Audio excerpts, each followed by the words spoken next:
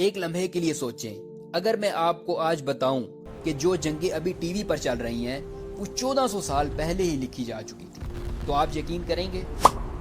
آج میں آپ کو وہ بتاؤں گا جو نہ نیوز چینل بتائے گا نہ کوئی اخبار۔ یہ وہ سچ ہے جو صرف احادیث میں موجود ہے۔ دیکھیں، ایران اور اسرائیل کے درمیان جنگ، شام کی تباہی، یمن کا بحران، عراق کا انتشار۔ لوگ کہتے ہیں کہ یہ سیاست ہے، یہ تیل کی جنگ ہے، یہ طاقت کی لڑائی ہے، لیکن میں آپ کو انشاءاللہ آج ایک حدیث کے زاویے سے دکھاؤں گا کہ یہ صرف جنگیں نہیں، یہ اللہ تعالیٰ کے منصوبے کے مراحل ہیں۔ ہمارے نبی صلی اللہ علیہ وسلم نے 1400 سال پہلے بتایا تھا کہ ایک وقت آئے گا جب دنیا میں ایسی جنگ ہوگی جیسی پوری انسانی تاریخ میں کبھی نہ ہو، اور اس جنگ کے بعد دجال ظاہر ہوگا۔ احادیث کی روشنی میں آج ہم اسی سفر پر نکلیں گے، ایک ایک قدم، ایک ایک مرحلہ۔ لیکن پہلے اگر آپ نہیں چاہتے کہ کوئی حصہ بھی مس ہو تو ابھی چینل سبسکرائب کریں اور بیل آئیکن دبائیں۔ آج دنیا کا نقشہ دیکھیں، شام میں سالوں سے خانہ جنگی چل رہی ہے، یمن میں بمباری رکتی ہی نہیں، عراق کبھی بھی مستحکم نہیں ہوا، اور ایران اور اسرائیل کے درمیان کشیدگی ہر دن بڑھ رہی ہے۔ یہ سب الگ الگ واقعات نہیں، یہ ایک ہی داستان کے مختلف ابواب ہیں۔ احادیث میں آیا ہے کہ قیامت سے پہلے چھوٹی چھوٹی لڑائیاں ہوں جو آہستہ آہستہ ایک بڑی آگ بن جائیں گی، اور جب وہ آگ بھڑکے گی تو پوری دنیا اس میں جھلسے گی۔ سب سے پہلی چونکا دینے والی بات سنیں، احادیث بتاتی ہیں کہ ایک وقت آئے گا کہ جب مسلمان اور عیسائی ایک ساتھ کندھے سے کندھا ملا کر لڑیں گے۔ ہاں، آپ نے صحیح سنا، وہی عیسائی جن سے صدیوں سے جھگڑے ہیں، وہ ایک مشترکہ دشمن کے خلاف مسلمانوں کے ساتھ کھڑے ہوں گے۔ سنن ابی داؤد حدیث کی کتاب 4292 نمبر حدیث میں نبی پاک صلی اللہ علیہ وسلم نے فرمایا ہے کہ تصالحون الروم صلحا آمنا، تم رومیوں یعنی عیسائیوں سے امن کا معاہدہ کرو گے، فتغزون انتم وہم عدو من ورائکم، پھر تم اور وہ مل کر ایک مشترکہ دشمن کے خلاف جنگ کرو گے۔ ذرا سوچیں، آج کی دنیا میں نیٹو ہے، مغربی اتحاد ہے، کیا یہ اسی کی طرف اشارہ تو نہیں؟ واللہ عالم، اللہ بہتر جانتا ہے۔ لیکن یہ ضرور ہے کہ یہ اتحاد ہوگا، اور یہ اتحاد زیادہ دیر قائم نہیں رہے گا۔ اب آتا ہے وہ لمحہ جو اس پوری کہانی کا ٹرننگ پوائنٹ ہے۔ مسلمان اور عیسائی مل کر لڑ رہے ہیں، جیت ہو رہی ہے، فوجیں خوشی میں ہیں، اور تبھی ایک عیسائی سپاہی صلیب اٹھاتا ہے اور چلاتا ہے کہ صلیب نے جیتا، یہ صلیب کی فتح ہے۔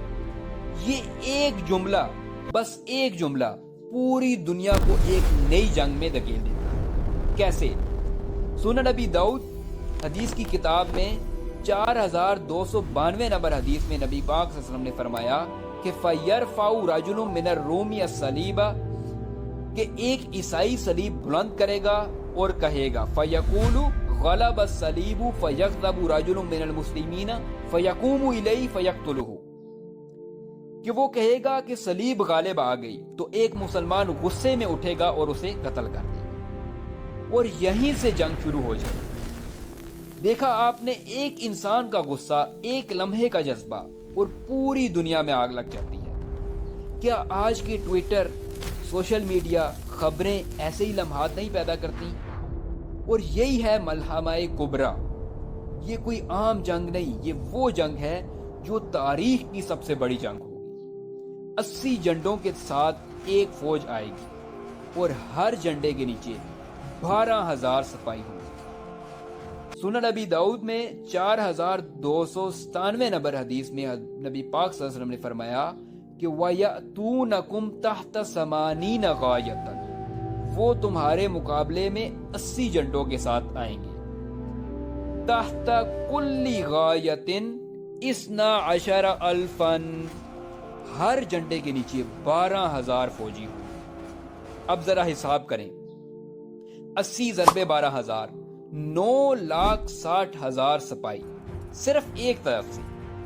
یہ جنگ ملحمہ کبریٰ، وہ آگ ہے جو پوری دنیا کو اپنی لپیٹ میں لے لے گی۔ اور اس جنگ کے میدان کا نام اعماق اور دابق، یعنی جو آج شام کے علاقے میں واقع ہے۔ کیا آپ جانتے ہیں کہ شام میں آج کتنے سال سے جنگ ہے؟ کیا یہ محض اتفاق ہے؟ اس پورے طوفان کے بیچ یروشلم یعنی بیت المقدس دنیا کا مرکز بن جائے گا۔ یہیں سے امام مہدی کی قیادت میں ایک لشکر اٹھے گا، وہ لشکر جو اس جنگ کو جیتے گا۔ احادیث میں آیا ہے کہ مسلمانوں کی فوج اس وقت شام میں ہوگی اور امام مہدی اسی فوج کی قیادت کریں گے۔ یہی وہ لمحہ ہے جب اللہ کی نصرت نازل ہوگی اور جنگ کا پانسا پلٹ جائے گا۔ لیکن یہ فتح پوری کہانی کا اختتام نہیں، بلکہ اصل فتنے کی شروعات ہے۔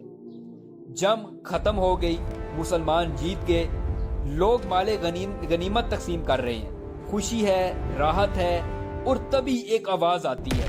صحیح مسلم کی حدیث نمبر 2897 میں نبی کریم صلی اللہ علیہ وسلم نے فرمایا فَبَيْنَمَا هُمْ يَقْتَسِمُونَ الْغَنَائِمَ، جب وہ مال غنیمت تقسیم کر رہے ہوں گے، اِذْ صَاحَ فِيهِمُ الشَّيْطَانُ، اسی اثنا میں شیطان زور سے چلائے گا، چیخے گا، کیا کہے گا؟ ان المسیح قد خلفکم، کہ دجال آ چکا ہے۔ سوچیں، ابھی ابھی بڑی جنگ سے نکلے، ابھی ابھی سانس لیا، سکون آیا، راحت آئی، خوشی آئی، اور خبر کیا آ گئی؟ دجال ظاہر ہو گیا۔ یہ ہے اصل فتنہ، یہ ہے وہ آزمائش جس کے بارے میں نبی پاک صلی اللہ علیہ وسلم نے فرمایا آدم علیہ السلام سے قیامت تک کا سب سے بڑا فتنہ دجال ہے۔ دجال کہاں سے نکلے گا؟ صحیح مسلم کی 2937 نمبر حدیث میں حضور صلی اللہ علیہ وسلم نے فرمایا یخرج الدجال من خلۃ بین الشام والعراق، دجال شام اور عراق کے درمیان سے نکلے گا۔